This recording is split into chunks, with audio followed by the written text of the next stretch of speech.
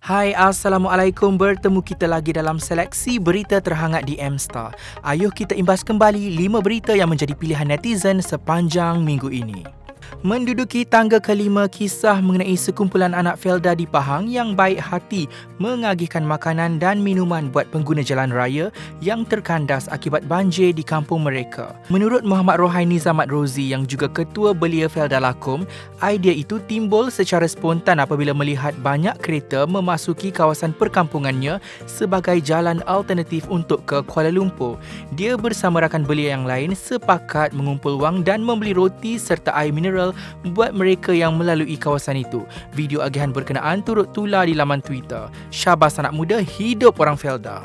Di tangga keempat ialah kisah suara misteri di Tanjung Tuan, Port Dickson. Menurut cerita individu dikenali sebagai Lily Jamal, dia bersama kakak dan rakan mereka yang mendaki bukit berkenaan terkejut apabila menyedari kewujudan suara aneh dalam video yang dirakam.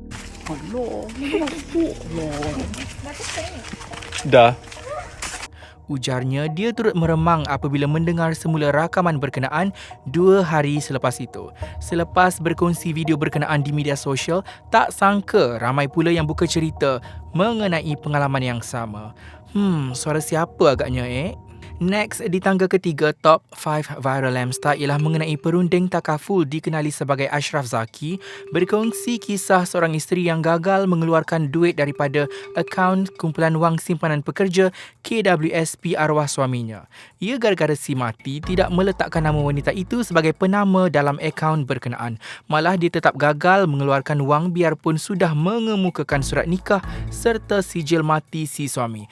Jadi pengajarannya, para suami dan ketua keluarga kenalah buat perancangan bagi hadapi apa jua kemungkinan.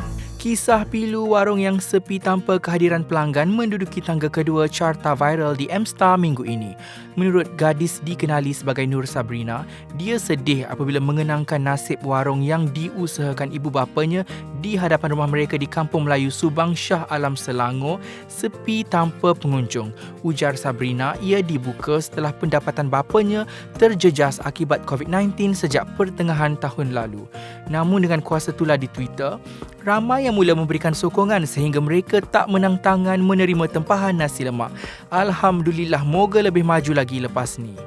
Dan kisah paling hangat di M-Star minggu ini mengenai seorang jejaka yang membuat transformasi rumahnya. Terletak di Shah Alam, proses ubah suai rumah Muhammad Rafiq Said pada asalnya dianggarkan memakan belanja sehingga RM50,000. Namun dia berjaya jimat sebanyak RM20,000 kerana segala proses tersebut dilakukan sendiri. Gurau Farid memang jimat banyak, tapi banyak jugalah kerja yang perlu dilakukan.